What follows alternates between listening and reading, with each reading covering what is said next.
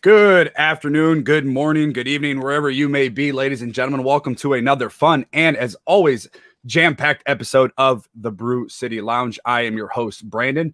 You can go ahead and follow me on Twitter at Wisco_Brandon. You can also follow the show on Twitter, on Facebook. Hit that subscribe button on YouTube at Brew City Lounge. Very, very excited to have you guys tuning in. If you are on the live stream, good morning, good afternoon, wherever you may be. If you are listening on your smart device, wherever you get your podcasts, thank you so much for giving the show a listen.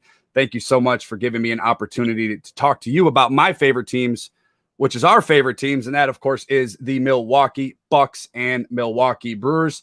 Lots to break down and dive into. We're going to break down the good, the bad, and the ugly. Of course, the Brewers do get blown out yesterday. They lose big time, 125-86. They are now down in that series 0-2 back in Milwaukee on Thursday. On the plus side in Milwaukee, the Milwaukee Brewers are the hottest team in baseball right now. 9 out of their last 10 games they have won. They are in sole possession of first place as of last night as the Cubs drop a game in San Diego. We're going to talk a little bit about Coach Mike Budenholzer. Where does he stand as far as a job goes for so far in the postseason? So we'll get into all of that. Of course, you guys see that I am joined by a special guest, a very good friend of mine joining me now, brought to you by the good folks over at One Call Technology. Please go ahead and give them a call at 888-585-8850 for all your business telecom needs. The legendary, the Chuck Freimund of 97.3, The Game out of Milwaukee. You can go ahead and follow him on Twitter at Chuck Freimund. Very excited to have him in today, especially after a devastating Bucks loss last night. So we'll get all into it, but I do got to ask you, Chuck, number one, thank you for coming on, and excited to have you on, and how you doing this morning? Well, a lot better than I was last night because I was losing my mind. And I'm losing my mind over this, and I need to be calm during this. I don't want to be as enraged as I was last night because I was not good. Because you know why? Here's what I love about what you're doing here. You and I share something in common. I think we do. Our two favorite teams, at least my two favorite teams, are the teams that I grew up with, the Brewers and the Bucks. Yep. Now, not a Packer fan, but these are our teams. The Brewers and the Bucks, I grew up Greendale, lived here all my life. I love the Brewers and the Bucks, and I'm tired of the failures. I'm tired. I'm tired of the failures, and with the Milwaukee Bucks, I'm tired of the promises of winning, and this and that, and we're going through these cycles every year. We went through the Ray Allen years, and now we're going through the Giannis years, and still failure. Ultimately, failure. So, I didn't mean to start your show on a negative like that. But well, how you took that one last night. Oh, my God. It's one thing to lose, and you're going down fighting, okay? But that was a worthless, gutless performance, just like it was Saturday night, just too effortless. And, it's a good thing I'm not on regular radio for a 4-hour show, because I would just be lambasting these guys for 4 hours. Yeah. And I'm absolutely with you. I agree with you. This is our city. This is our team. These are our teams, I should say. I think that last night was, my mom, I do a live Bucks post game after the playoffs, and I was on last night. Win, lose, or draw, we're here for these teams.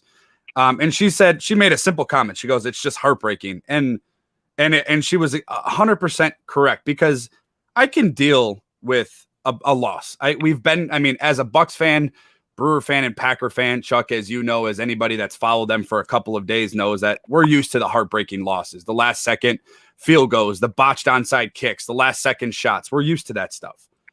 What we're not used to is seeing the panic, the shock, absolutely no energy. There's nothing, no flow of the game, no rhythm. Giannis is being intimidated by Blake Griffin. We're seeing a team that we're not used to seeing play in a way that is just heartbreaking. I mean, it really is. It sucks to see a team with so much talent. Mm-hmm. And I said this last night. I said I think that the thing that bothers me the most with this team is that from top to bottom, from a roster standpoint, this is probably the best roster as Bucks fans we have had, even going back to the Eastern Conference Finals in 2019. This is a better roster than that team, and it's always one thing after another.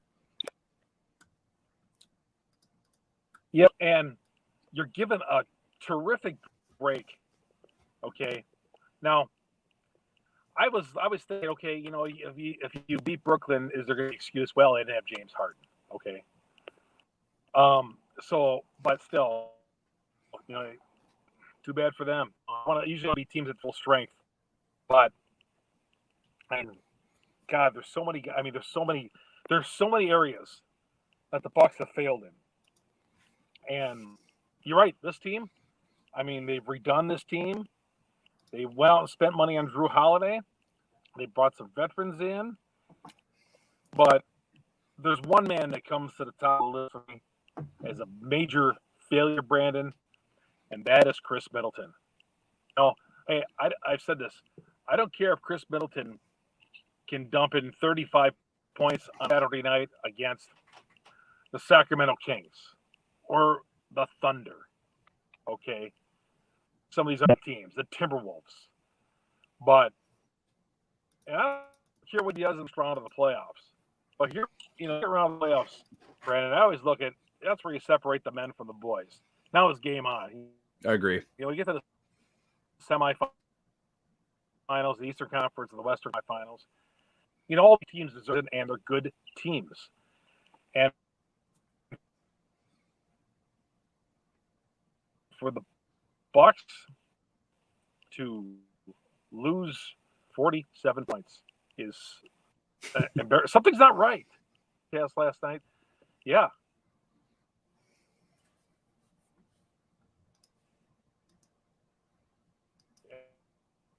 And he was holding any punches. But how do you come out with that type of performance when the championship is on line? We're playing for the championship here. We're playing for an NBA championship. And you come out with a lackadaisical. My God. I mean, I don't see him seeking his shots, and some of the shots here take. My God, I don't care what you do in the regular season, Brandon. I care about what happens in May and June, the postseason here.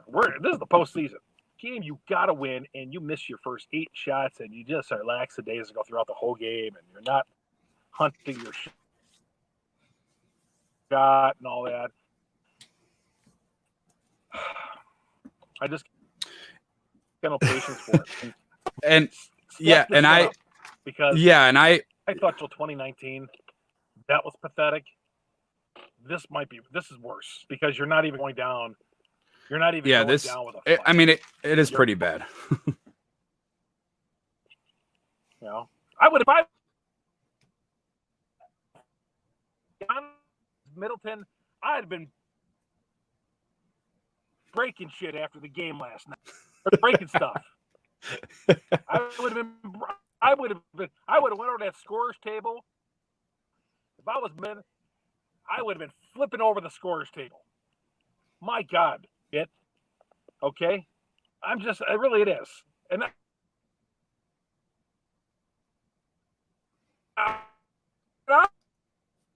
this man, I said you need to win an NBA title. We as Bucks fans, but Brandon, I'm a fan too. And if you grew up here, I mean, you can't tell. In the media, we've watched these teams our entire lives. And, you know, the playoff failures for me date back to the 70s. You know, in 1971, when they won the NBA championship, Brandon, I was 4 years old, so I don't remember that. From 1997, market through the 80s, bitterness because they could not get by Philadelphia Philadelphia, Boston, or anybody else. The Denver Nuggets, the Seattle, they're the Western Conference. All these high expectations, and then you go to the Philadelphia 76ers in 2001, and you go on and on and on. And you know what?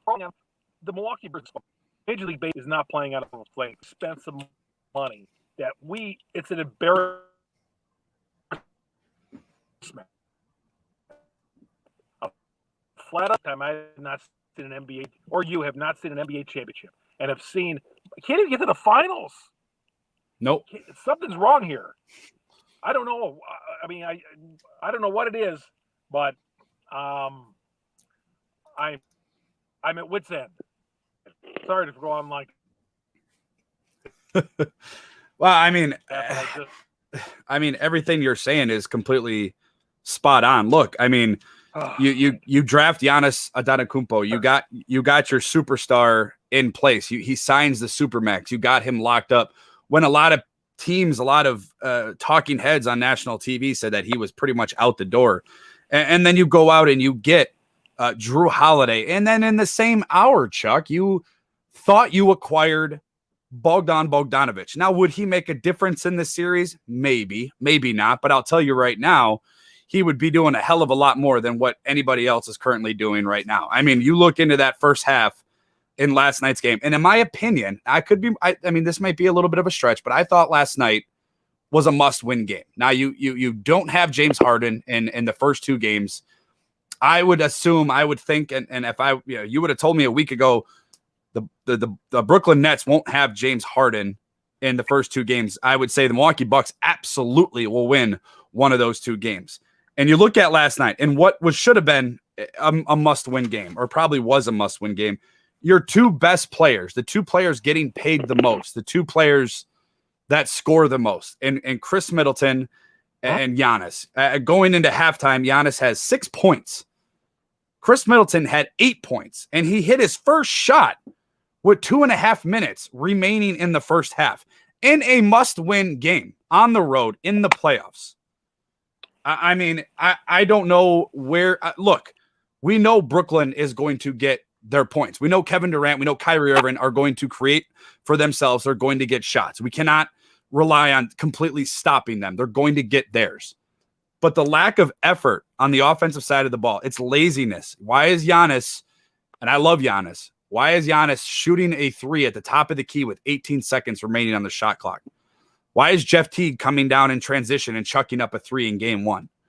Why is Chris Middleton not taking his first shot until midway to the first quarter and can't hit until 2.5 minutes left in the first half? I mean, there's a lot of factors into the struggles of these first two games. Now, game one, they looked pretty good to start that game. Remember, they jumped out to a 20-11 lead in that first quarter. And since that, when Brooklyn took that timeout, when the Bucks took that 9-point lead, it was kind of all downhill from there. Brooklyn kind of took over and never really looked back in that game, and eventually obviously won game one and then absolutely dominated last night. I like to, I think that obviously Mike Budenholzer's job is probably on the line. I would assume that if they lose this series, and especially if they get swept, he's probably gone. What are your thoughts on Mike Budenholzer? I look at it as a team effort, from top to bottom. There's things that Mike Budenholzer can do better, and there's also things that Giannis and Chris Middleton and Drew Holiday can do better. All three of your big three on Milwaukee finished with a minus category. Minus 22 for Giannis, minus 27 for Drew Holiday, and minus 30 for Chris Middleton. I mean, Drew Holiday was no better than anybody last night. Mike James outplayed Drew Holiday last night. Drew Holiday only finished with 13 points in 34 minutes. I mean, it's unacceptable from top to bottom, but where do you look at Mike Budenholzer in the blame game when it comes to the Milwaukee Bucks' failures so far?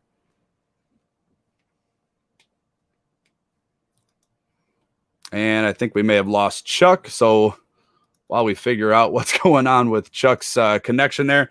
Again, Chris Middleton underperformed last night. Giannis underperformed last night. Drew Holiday obviously underperformed last night. These are the guys, look, you're going into a series with the Brooklyn Nets. Their best scorer is arguably the best scorer in the National Basketball Association, maybe ever. Kevin Durant and Kyrie Irving are going to get their points no matter what you do, no matter who's guarding Kevin Durant, if it's PJ Tucker, if it's Drew Holiday, if it's Giannis.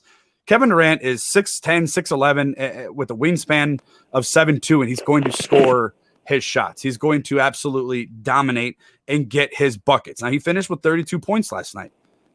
If you told me in the first quarter on his way, I think his first 6 shots he hit, I mean, he quickly jumped out to 12, 13, 14 points in that first quarter. I thought that he would have probably had a little bit more of a scoring part in that game, but he only did finish with 32. Now, Brooklyn did sit a lot of their starters later into that fourth quarter, I believe, with 9-10 minutes left in that fourth quarter.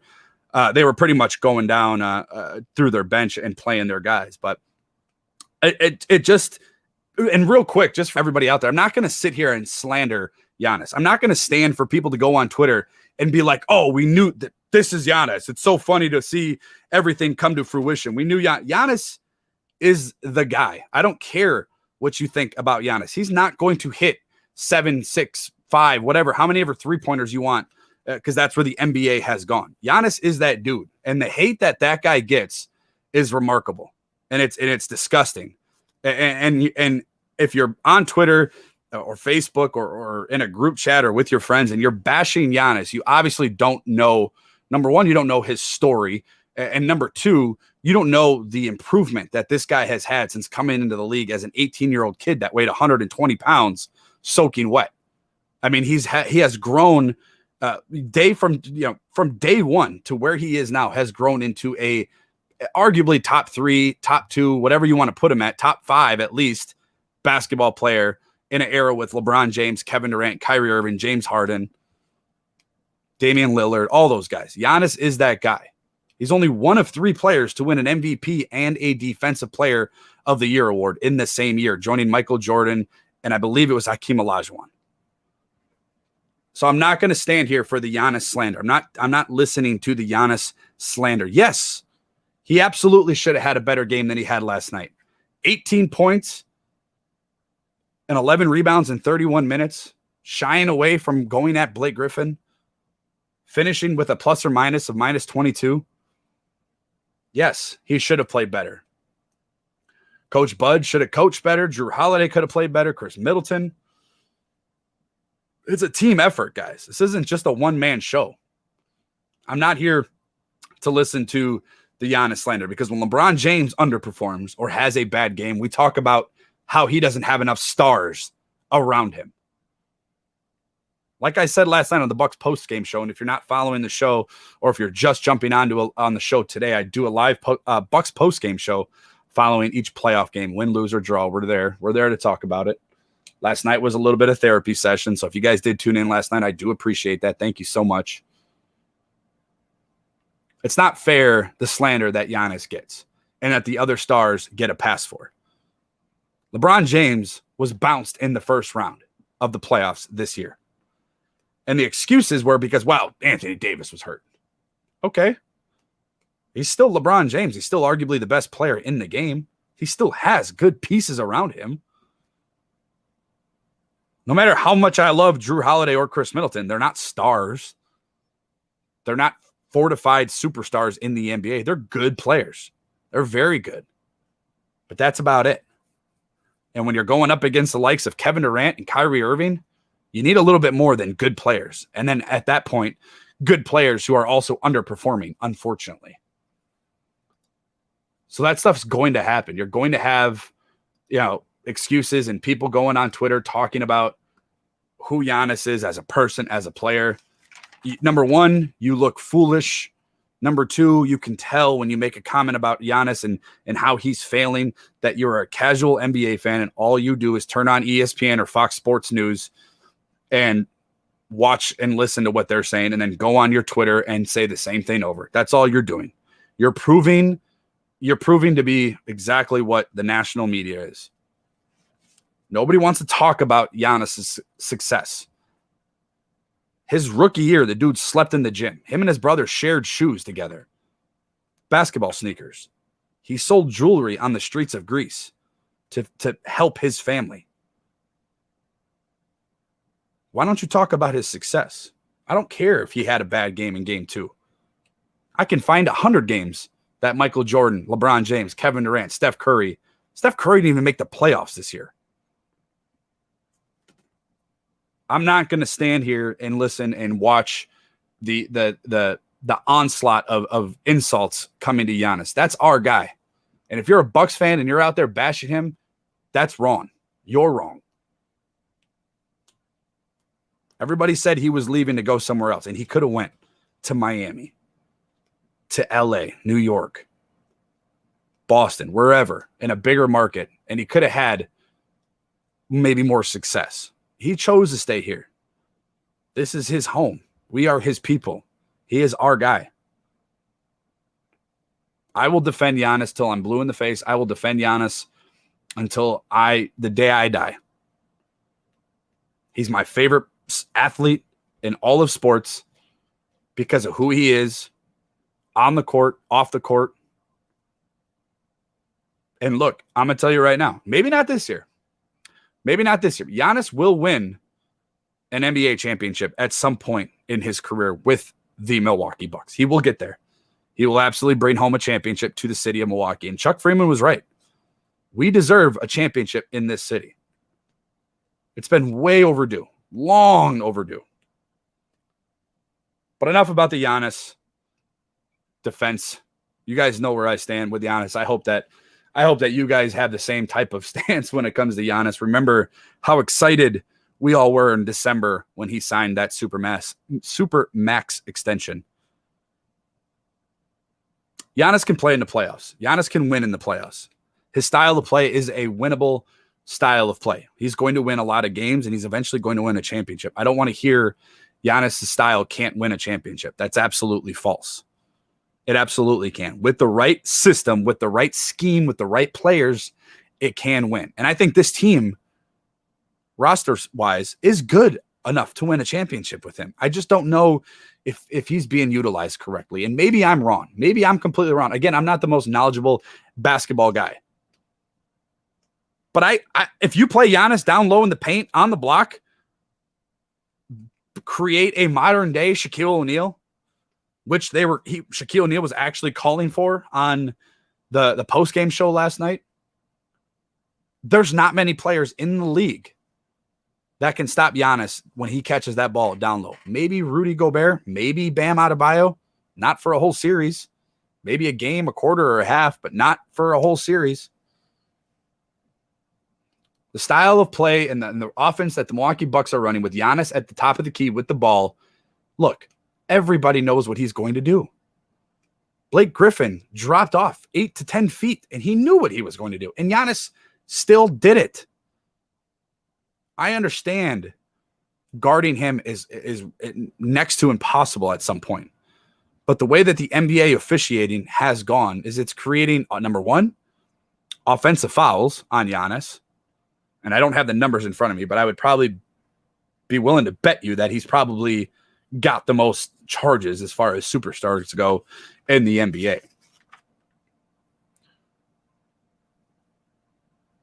His style of play works. I think it's just too repetitive. Everybody knows what he's going to do. There's no movement. There's no rhythm. There's no flow when it comes to the offense. When they do the pick and roll with Drew Holiday and Giannis, it works. You're getting him in rhythm. You're getting him in a flow. You're freeing up him away from a defender, chasing him. Could you imagine? I just want to see for one game, like if you put Giannis down low on the block and let him catch, 10 to 20 passes down low, how many points he can come up with. Now, again, they won the points in the paint last night, but the Nets closed the margin a little bit. Bucks only had a 12-point advantage in points in the paint. And that, again, goes to the blame of Mike Budenholzer. Why are we catching Brook Lopez in the corner shooting up threes or trying to drive to the hole and create his own shot? Why? I don't understand why we keep doing this. The bench last night just absolutely underperformed. The reason the Milwaukee Bucks destroyed the Miami Heat was because of Bobby Portis and Bryn Forbes coming off the bench and providing consistent and great shooting.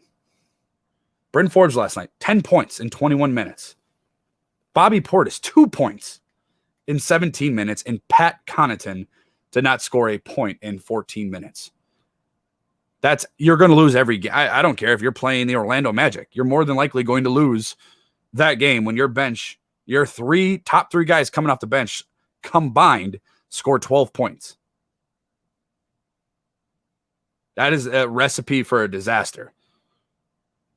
And again, who's to blame? We could sit here and blame Mike Budenholzer. We can sit here and say he's not doing the right things. His rotations are screwed up. He's not playing Giannis enough minutes. And all of that may be accurate. All of what you guys are saying on Twitter may very well be accurate. He may not be doing the right things.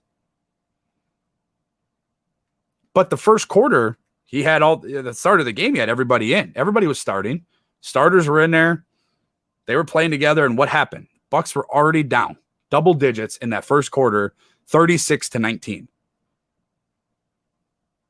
Not all of it is Mike Budenholzer. Yes, some of it is. Some of it will be. And more than likely, he'll be out of a job come the end of the summer or midsummer, whenever the Bucks do eventually get bounced. But these players also have to perform. It's like with any sport. It's like with the Milwaukee Brewers. We were calling for Andy Haynes' job a month ago. Now the Brewers have 9 out of the 10 wins the last 10 games.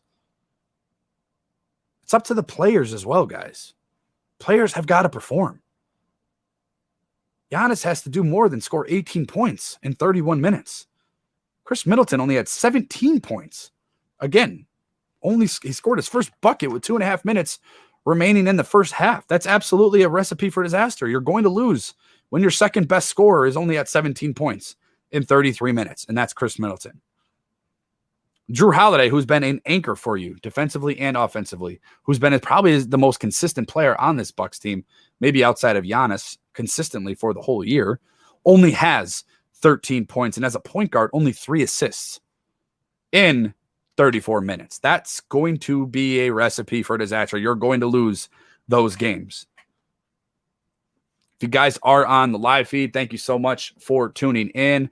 Please make sure you follow the show on Facebook and Twitter at Brew City Pod. Breaking down the Bucks here for the next couple of minutes, and then we're going to go get into some positive news and focus our attention over to the Milwaukee Brewers. But I want to get your guys' thoughts on this Bucks team. What in your opinion needs to change? What needs to happen? Is the series over? What are some of your thoughts? You can drop a comment. Let me know what you think. If you're on Twitter, on Facebook, on YouTube, thank you so much for tuning in. The Bucks are back at the Fiserv Forum on Thursday. Right now, they sit at a 4-point favorite. Why that is, I have no idea, but they are a 4-point favorite on Thursday. I don't know if there's a chance for them to come back in the series. Looking at history, teams that are down 0-2, only 6.5% of those teams in the history of the NBA playoffs have come back to win a series. So again, looking very unlikely that it's going to happen, but it also goes back to what I was saying in April when I started the show. And if you guys do remember, and if you don't follow me on Twitter, you can follow me on Twitter at Wisco_Brandon. I did say in April, beginning of the show, that when the show started kicking off, look, we were in the 2 months until the season, about a month and a half until the NBA season was to be concluded, regular season, that is. And I said that the Milwaukee Bucks, they would need, that seeding was going to be important going forward with this team. They were going to have to get either the 1 or 2 seed to have a better chance, because look, Brooklyn was going to be a different beast in this year's playoffs. Now, Kevin Durant essentially took a year off to rehab in Brooklyn, and Kyrie Irving was on and off. And then they go out and get James Harden. I would much rather take on that team with that big three having a home court advantage in our favor. I think the Bucks probably at the very minimum split the first 2 games and give themselves a little bit more of a fighting chance going forward and going into Brooklyn. Having the first 2 games in Brooklyn, dropping the first 2 games.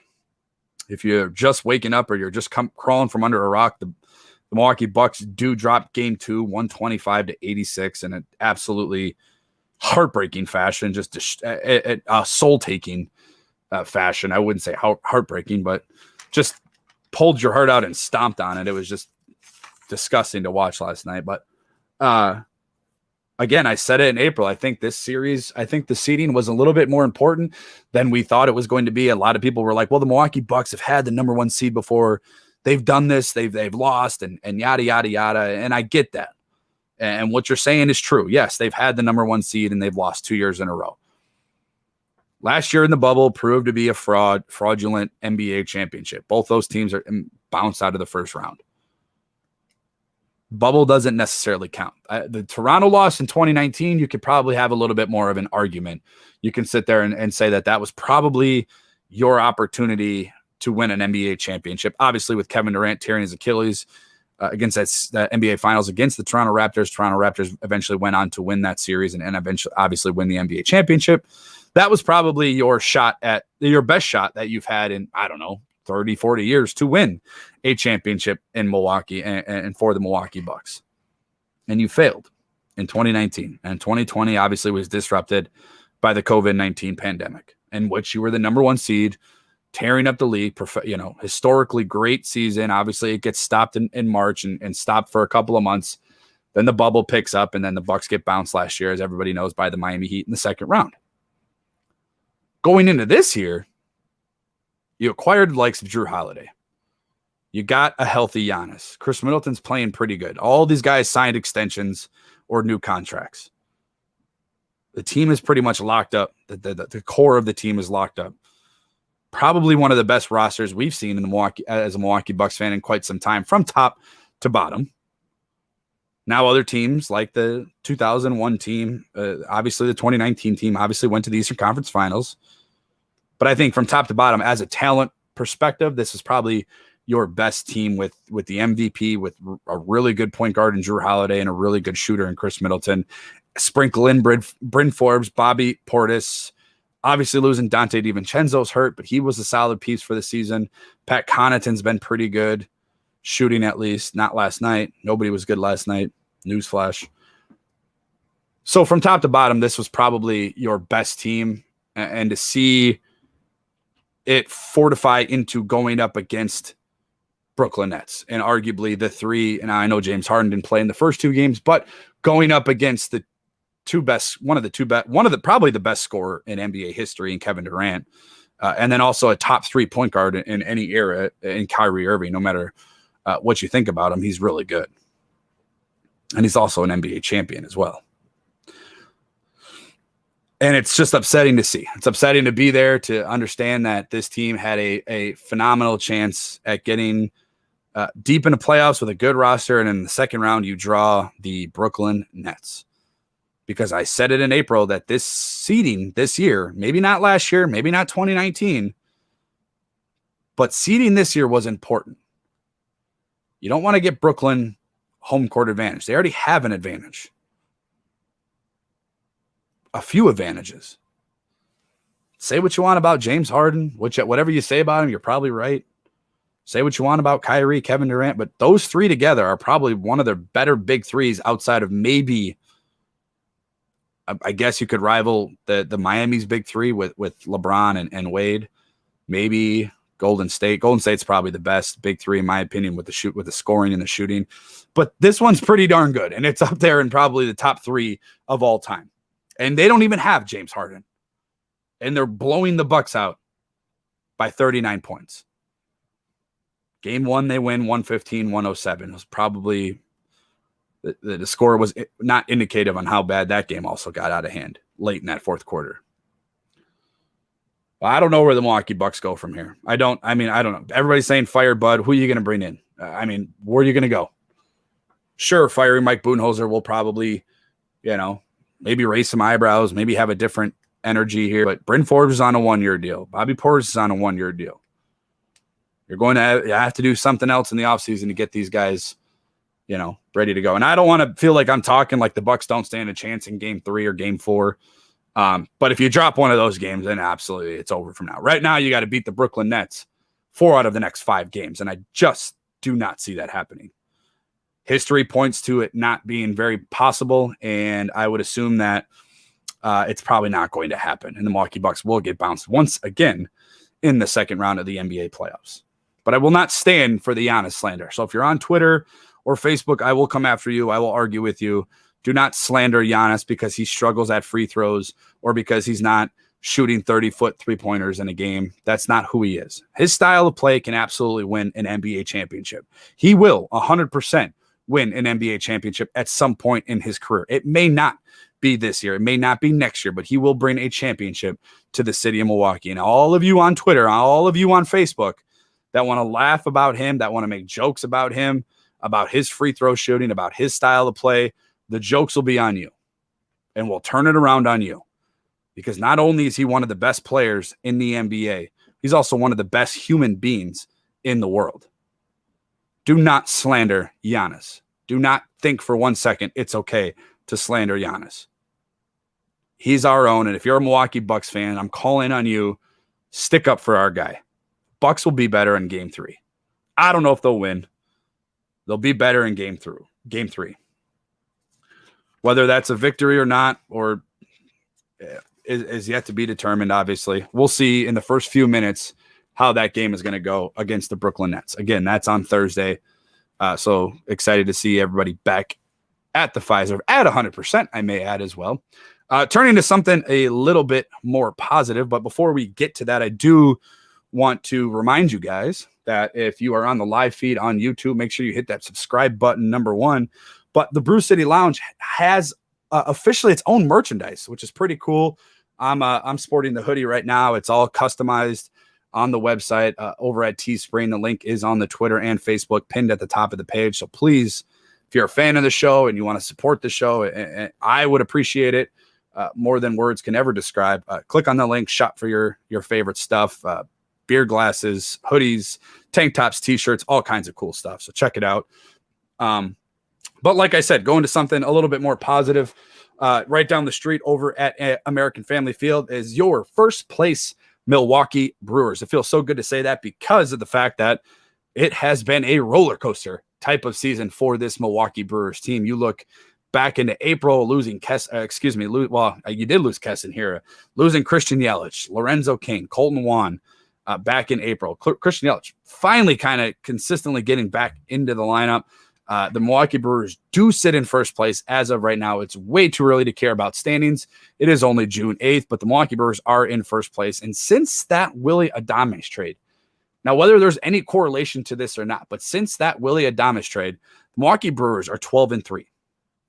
Winners of their last 9 out of 10. Best in the major leagues. Something has changed with this team. Now, maybe it's Rob Manfred and Major League Baseball cracking down on the substance that the pitchers may or may not be using, with the offense obviously starting to peak a little bit more. They did sweep the Diamondbacks over the weekend. And in the last 10 games, they've averaged almost 5 runs per game. That is almost triple what they averaged a couple weeks ago with the offense. So obviously something has changed within the offense. Again, those fire Andy Haynes hashtags are getting very quiet again. Again, it's on the players to do. They have to perform in order for them to be successful. We can look at coaching and players, but it's a little bit of both, and it's more so the players than I think the coaching. But like I said, they do sweep the Diamondbacks. The Brewers sitting right now at 33-26. Chicago Cubs right behind them with 33-27. Kind of a little bit of a free fall for the Cardinals. They're 3-7 in their last 10 games, so obviously they're trending in the wrong direction. But what else can be said about this starting rotation? I mean, it's just absolutely dominant right now. This starting rotation is on fire. Freddie Peralta with a no-hit bid going into the 8th inning a couple nights ago. Just electric, phenomenal stuff. Brandon Woodruff shut them down on Sunday. Corbin Burns shut him down on Sunday. Brandon Woodruff was phenomenal, as he always is. Look, I'm going to keep it 100 with you all. If this offense ever catches up with this starting rotation, and I don't mean they need to be scoring 10 runs per game, but if this offense consistently can score runs, Christian Yelich works his way back and he's back to hitting home runs and he's out to be doing what Christian Yelich is doing, we're used to seeing him do. Omar Narvaez has become probably your most consistent and best hitter this year. His OPS is 916. Avisail Garcia's power numbers are back up. His OPS is at 768. You're going to get guys like Colton Juan back, who's on the IL. We're going to get to Lorenzo Cain in a minute. I do want to talk a little bit about that. But if this offense does catch up with the pitching, and Adam drops in a comment, Brewers are the hottest team in Major League Baseball, and they have a favorable schedule coming up in June. Reds, Pirates, Rockies, and Diamondbacks. Yes, sir. That I said with Kevin Holden last Friday, this was the month, if the Brewers are to be successful in September going into October, this was going to be the month that we look back and we're like, wow, the Milwaukee Brewers got 20 wins in June. This is going to be the month. And Adam's 100% right. Adam, thank you so much for tuning in, as he always does. Thank you so much. He's right, though. Like, if there's a month in the year, you're looking at a calendar. Look, the Brewers played a brutal schedule, April and May, and they survived it. They were over, they dropped down to a couple games under 500, got their way back up, and now they're sitting at 7 games over 500 in first place. They survived a brutal schedule. Now it's kind of flipped around. The Cubs started the year pretty easy. Now the Cubs are in a little bit more of a struggle bus, and they're 5-5 in their last 10. So if there's a month for the Milwaukee Brewers to kind of grab a hold of the NL Central, own a little bit of that division and take over, this is the month to do it. As Adam points out, Cincinnati Reds, Pittsburgh Pirates, Colorado Rockies, and Arizona Diamondbacks, all teams with losing records. So you would imagine that although the Reds are right at 500, they're a game under 500. They're a little bit probably more stingy than those other teams, but Adam is right. This is the time to take advantage of the schedule. And again, your offense is at almost 5 runs per game in the last 10 games. You've won 9 out of your last 10. Is there a coincidence? No. Starting pitching has carried this team the first part of the season. If the pitching wasn't as dominant as it was, you're looking at probably 5-10 games under 500. The offense this starting rotation deserves a little bit of offense going forward. And if this offense can catch up with this starting rotation just a little bit, you're not going to be a historically great offense, not like this rotation. This is the best rotation as a Brewers fan that we've ever seen, as I've ever seen. Maybe not for you, everybody out there, but at least for me, this is the best starting rotation that I've ever been a part of. Well, if this offense can get those numbers at 4.7 runs per game right now, if they can creep it up to 5, 6, and the pitching continue to stay where it's at. Now, there are concerns with the pitching. The bullpen is a struggle. Guys, Devin Williams is still struggling here and there, giving up a couple runs.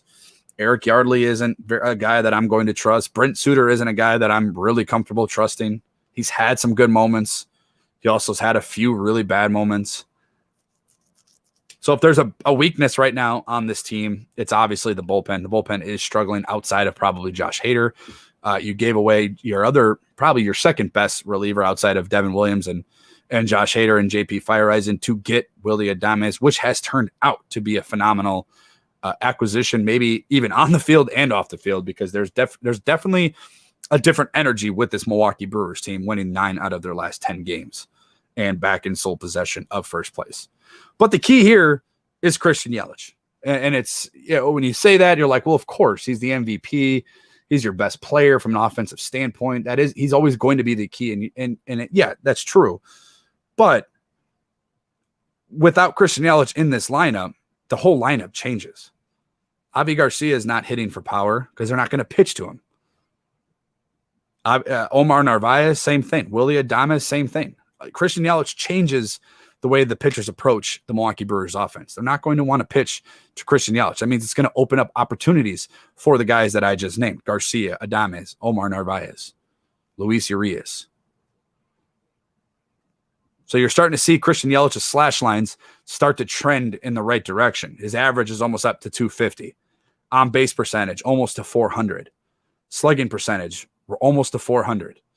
And his OPS at 773. Those numbers, his trending numbers, the way he's trending, continue to go up, you're going to see guys like Avi Garcia, Willy Adames, Omar Narvaez, Luis Urias. They're going to start going up. And then it's going to get even better when you add in Colton Wong off the IL. And you've got guys like Luis Urias that you can bounce around. Now, I don't know what they're going to do with Travis Shaw. I think Travis Shaw might be on his last little bit of a stretch here with the Milwaukee Brewers. I think Luis Urias is kind of taking over that third base consistently from an offensive standpoint. And look, Luis Urias' defense lately has been phenomenal too. So give credit where credit is due. I'm a big Luis Urias guy. I'm excited to see, and I'm happy for him. To see him given the starting shortstop position when the Milwaukee Brewers traded Orlando Arcia, to see him struggle offensively and defensively, Brewers go out and get Willy Adames, and now you're starting to see kind of the pressure taken off of Luis Urias, and now he's starting to perform at a much better rate offensively and defensively. A couple home runs as well. Guy hits for power. Doesn't look like he hits for power, but the guy's got some pop in his bat. So two things that I do want to touch on before we do wrap up the show are two guys that have been vital, pieces to a successful Brewers run the last few years, and that's Keston Hiura and Lorenzo Cain. Now, I mentioned it to Kevin Holden on my show last Friday with Lorenzo Cain back on the injured list. This is his third stint this season. We're only in month 3. Are we starting to see the beginning of the end of Lorenzo Cain? And I hate to say that because as a Milwaukee Brewer fan, as a baseball fan, as a baseball purist, I love Lorenzo Cain. I love what he brings on the field, offensively and defensively. I love his energy off the field.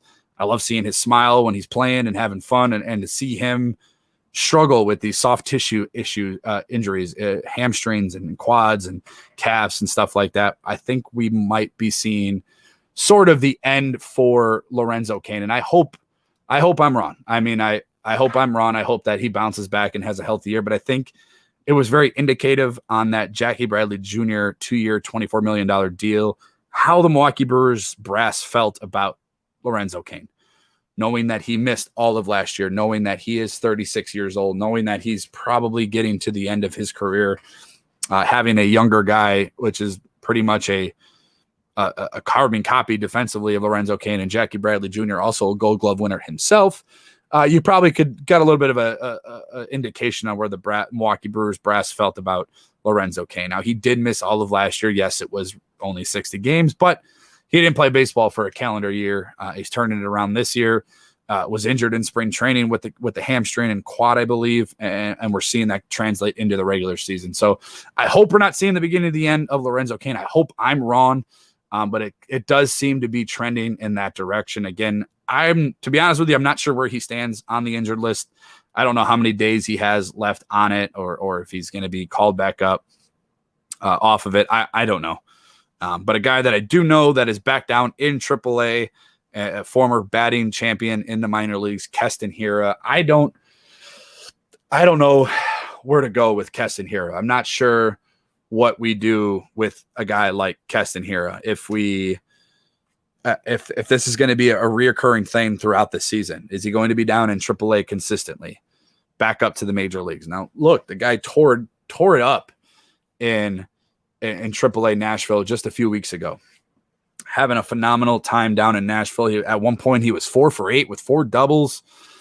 His strikeout rate percentage has spiked up a little bit. It has gone up a little bit. So obviously that's going to be an issue, probably for the rest of his career. He's going to struggle with the strikeouts and he's going to strike out a lot. But what we've become accepting of Keston Hiura is the way he hits the ball, and he hits it all around the field. Big time bat. That's why he's in the major leagues. He's not in the major leagues because of his defense, but not being able to see him hit the ball in the major leagues has become very odd. Always used to Keston getting hits and on a streaky. He's a streaky hitter. I mean, a dude just when he's on, he's on. And to see him just swinging through 89, 90, 91 mile an hour per hour fastballs right down the pipe, it's concerning. And I hope that everything is okay with him mentally. I know he's got some off the field stuff with his mom and obviously changing positions, going from second to first base. Is that a concern? I don't know.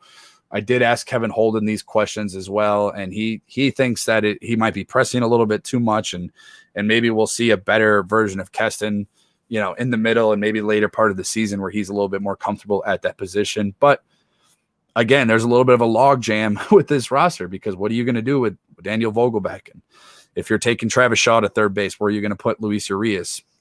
Is he your third baseman? I know he's the super utility guy, according to Craig Counsell, but what are you going to do with him in the long-term run? And that's Keston Hiura, of course. I think Keston Hiura, Luis Urias, Willy Adames are future guys for you. And obviously you got Bryce Terrain down at AA Biloxi tearing it up as well. So you got a little bit of options here. I don't know. Colton Wan, I know he signed a short-term deal. Travis Shaw is on a 1-year deal. Vogelback, I believe, is the same. So I think that it's a good problem to have right now because you obviously have Keston Hiura down in AAA and Travis Shaw is not performing all that well. So you're able to plug in Daniel Vogelbach and Luis Urias while keeping Willy Adames in the line. And eventually you'll get Colton Wong back off the IL. He's on with an oblique injury. Again, this is his second stint for this team. Now, again, credit to this team, man. I mean, we got to give credit where credit is due. Give credit to Craig Counsell. Give credit to David Stearns for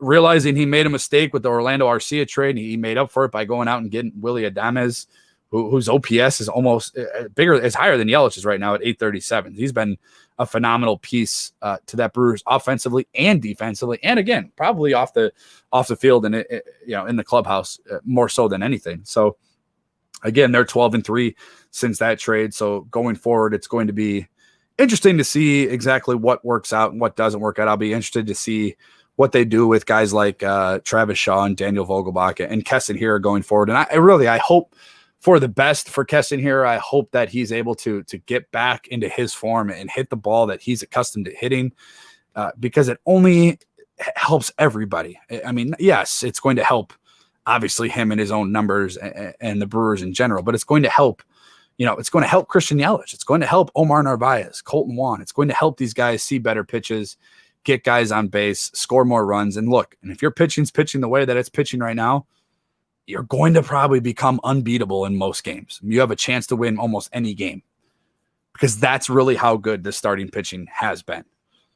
Brandon Woodruff with a 1.42 ERA. He's the team leader in ERAs right now. Freddie Peralta was just magnificent the other night. I'm a guy that doesn't really care. I mean, I care about no-hitters. I think that they've lost a little bit of lust in the last 2 or 3 years or so, but I was on the edge of my seat. I was watching every pitch when Luis Urias made that stabbing catch, diving catch out in mid shallow center while he was playing second base. I celebrated like the Brewers just won the World Series. I was rooting for Freddie because Freddie's just an awesome dude, awesome guy. I love Freddie Peralta, and to see him finally have the success and put all of his pieces that he has together it's exciting. It's exciting to see. And again, give this offense a little bit of time. They get it rolling here with the starting pitching. Your 1, 2, and 3 starter are unbeatable.